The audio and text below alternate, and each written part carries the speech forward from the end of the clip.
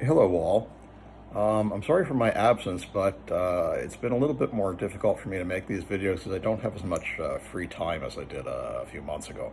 But I wanted to discuss one of my favorite quote-unquote cult movies, horror film made in 1999 by the controversial director Roman Polanski, and it stars Johnny Depp, Frank Langella, Lena Olin, Emmanuel Seignier, who, by the way, is Polanski's wife, and Barbara Jeffords.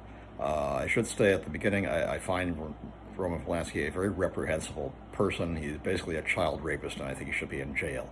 But that said, if one can separate the artist from the art, The Ninth Gate is a decent movie, and it does. You should watch it if you haven't.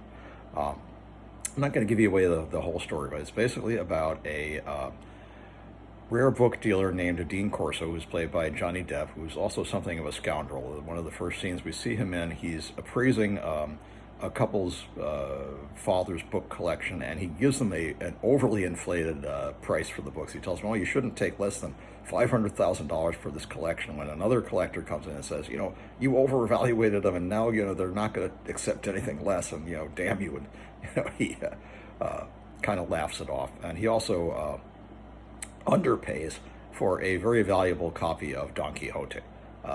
He pays him $4,500 in cash, and obviously it's worth a great deal more than that, though we don't really find out how much. Later, he is hired by Frank Langella, who plays a character named Boris Balkan, as the head of a publishing company, and he has his own private library, which he keeps behind glass, which is all dedicated to one subject, the devil. And he also has in his collection something he recently acquired, a book called The Nine Gates to the Kingdom of Shadows, which was allegedly written by a the book's fictional too, a fictional author named Aristide de Torquia, who was burned at the stake by the Spanish Inquisition in 1666 for writing the book, which allegedly contains formulas with which one can actually summon the devil himself. Uh, what Balkan wants from Corso is there are two other extant copies that have escaped the flames of the Inquisition, and he wants Corso to authenticate his copy by comparing and contrasting it with those other two copies, one of which is in Portugal and the other one is in Paris. He gives him a very extravagant check so that he can travel to Europe and authenticate the copies. Uh, he does this, and he meets some rather strange characters. He goes to Portugal to the establishment of two rare book dealers called the Brothers Siniza, and asks them about the book. He asks them for confirmation that the Telfer copy, the copy that he's got, is authentic, and they look at it and they say, yes, it's got the right crackle, it's got the right paper. Although some people have brought this up, that's a bit of a gaffe, as it's clearly printed on modern paper, not on rag paper, even though they say it is in the movie. But that's, excusable. It's, movie fact versus fact. We can suspend our disbelief. And they also tell him that certain of the engravings are signed AT for Aristide de Torquia, but others are signed LCF. And Corso says, well, what's that mean? What's LCF? And they raise their eyebrows and say, what do you think it means? And he says, Lucifer? And he says, clever boy. And so he starts becoming aware that certain of the engravings in each of these three copies bear the seal LCF, and those are the ones that were actually allegedly drawn by Lucifer himself. So he goes around, he goes to the first book dealer, whose name is Vargas, or Fargus, I'm not sure which, and he's kind of skeptical. He's not a believer, as one of the other characters says. He just happens to collect occult books, amongst other books, and shows him his copy, which is slightly different. I believe the leather on his copy is sort of red-brown rather than black, which is the copy he had from Balkan.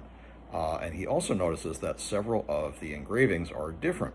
For instance, there's an engraving under the Latin inscription meaning silence is golden that shows a castle, and in the Telfer copy, the turret of the castle is sealed. In the Vargas copy, it's open. Also, another engraving shows a kind of a Hierophant character, an old wizard, is carrying two keys in his hand. Well, in the Telfer copy, they're in his left hand. In the Vargas copy, they're in his right hand. And he starts noticing, some subtle differences like that. There's one where two people are playing chess, and in one copy of the chessboard is white, and another copy of the chessboard is black. So there are obviously variations between at least these two copies of the book.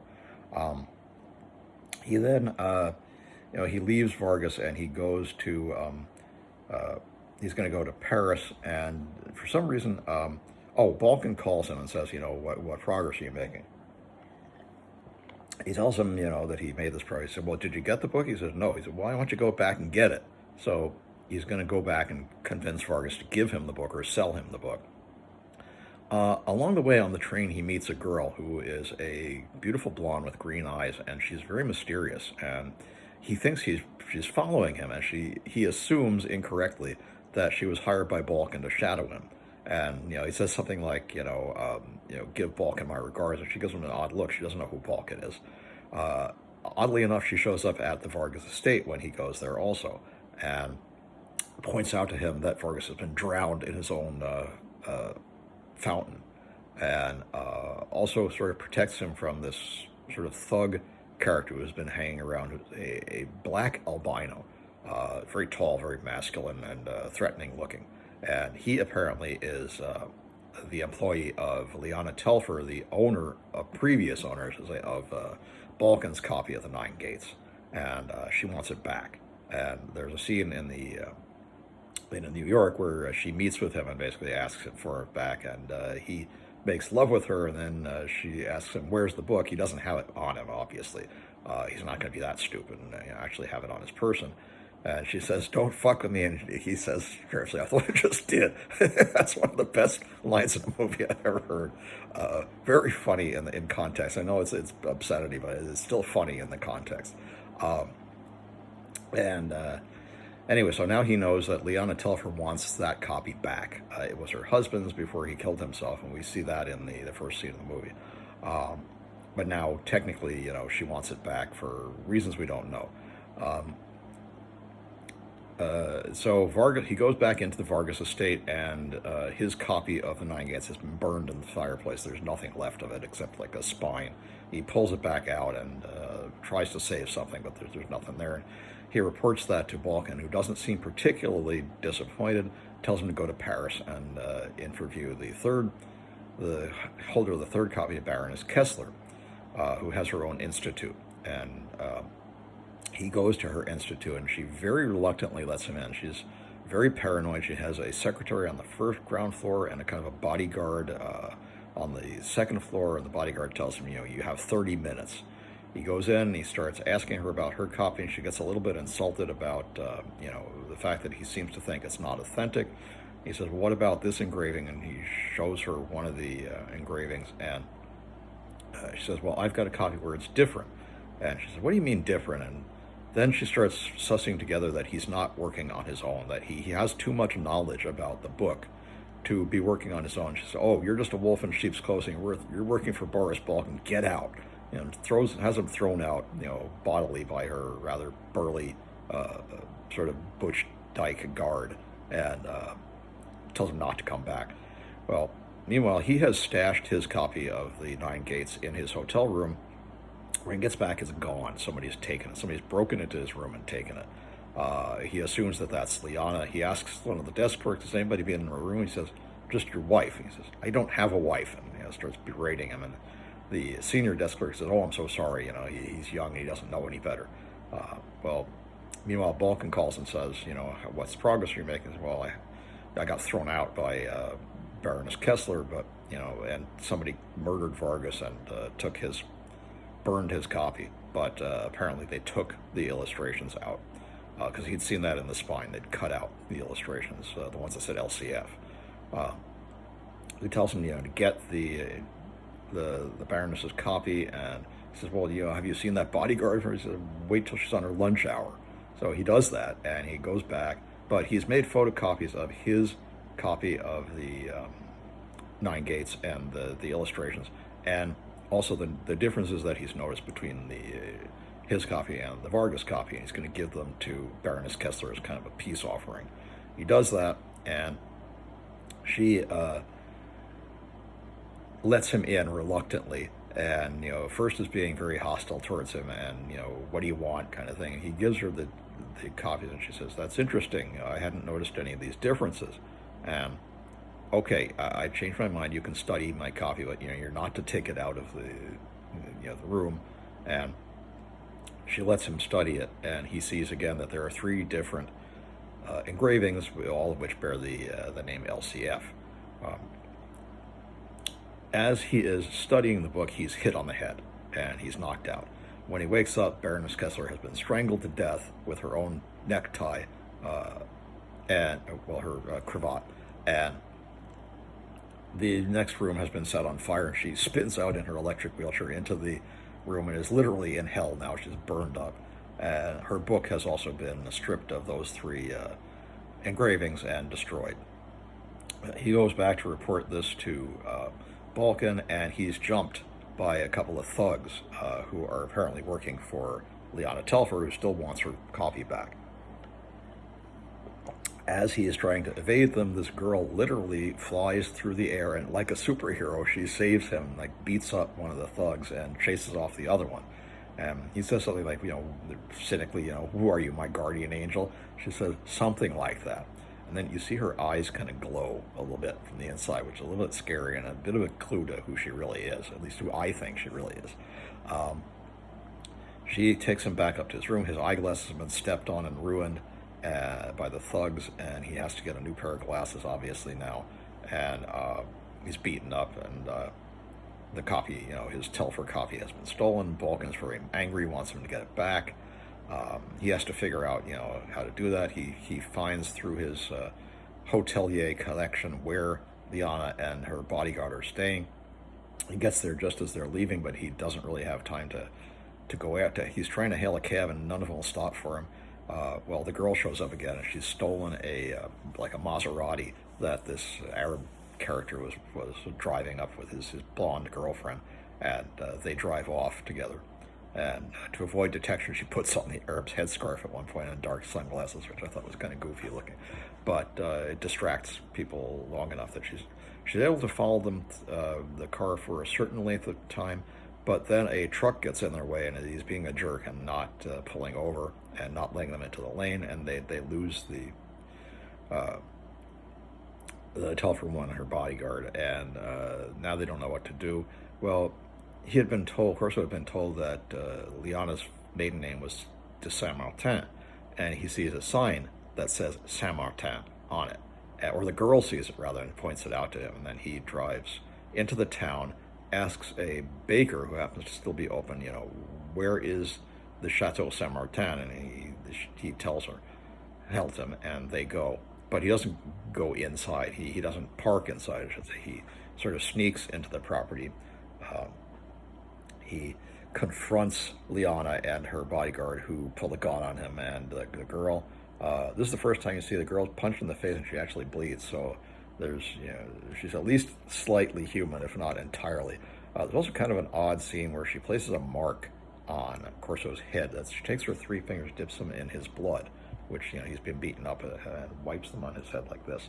So they make sort of a trident mark, which I thought was interesting. I don't know if that's a mark of the devil or not, but it's a kind of an interesting thing. Obviously, she's got some sort of claim on him, whether, bodily or otherwise. So they're taken down. They're going to shoot him in the basement of this strange mansion. They're all wearing these black cloaks and like something out of a Hammer horror movie, and they're wearing pentagrams out of on their gold pentagrams around the pentacles, I should say, around their neck, and they're performing this ritual, and Vulcan breaks in rather brazenly. Oh, the girl, I should say, saves him. He punches the guard in the face, and then he actually literally beats him to death with a shoe. And she looks at him appraisingly and says, "I didn't know you had it in you." And she's smiling. She likes the fact that he killed the guard. That, again, is a clue to who she really is. And then Balkan, like I said, breaks in while Lena is conducting this sort of satanic ritual with her copy of the book, and he starts saying mumbo jumbo, mumbo jumbo. You think the Lord Prince of Darkness would ever appear before a bunch of fools like you. You're being idiots. He never has and he never will. And he says he only appears to the people who have the power, and you're not any of them. And he starts strangling Lena with her own pentacle. And Corso goes to stop him. He takes a candlestick. He's going to hit him on the head with it. And the girl stops him. She says, "No, don't." And he says, "Why?" He doesn't understand. And lets him kill Lena, who he then just shoves her across the floor and grabs his book.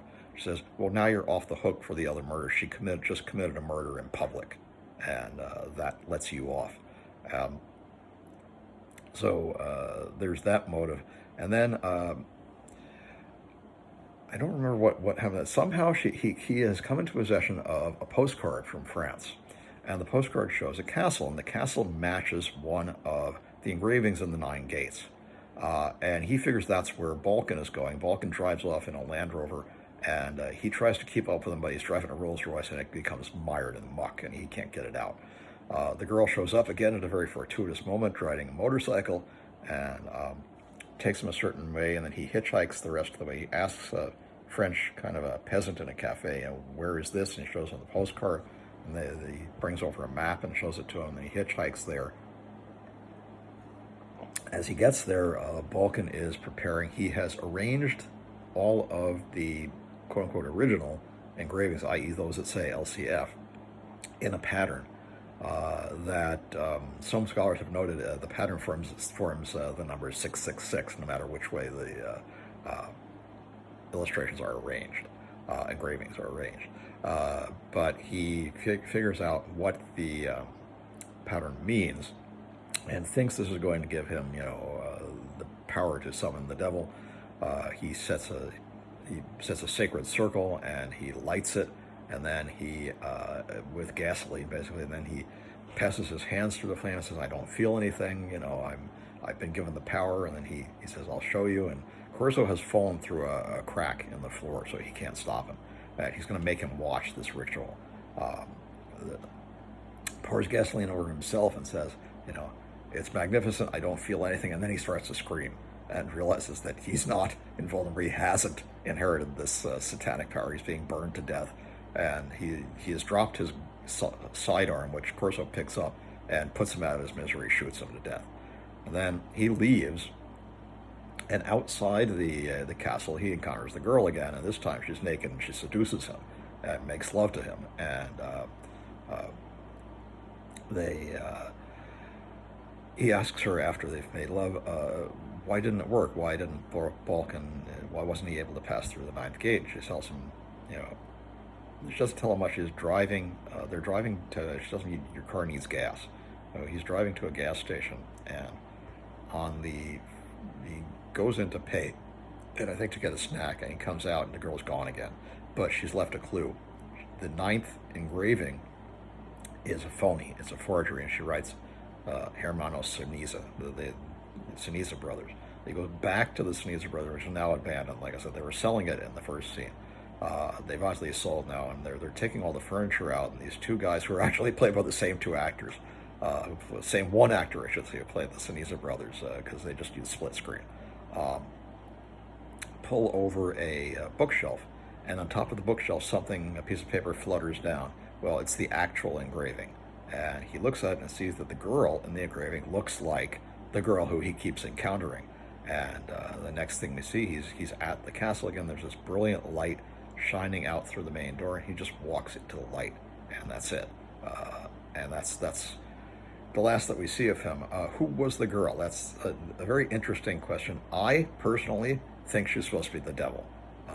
There's a passage, and forgive me, I'm not Christian, I don't know the Bible, but I understand this passage where it says the devil hath the power to assume a pleasing shape. Well, Emmanuel Seignier is pretty damn pleasing, and I think that's who she was. I think that's why she was guarding him, and I think the real reason that he's allowed to pass through the ninth gate and Balkan is not because the ninth engraving was a forgery, but because Corso is the chosen one, not Balkan. She wanted him, not Balkan, to go through. Plus, he experienced all the things. He was threatened.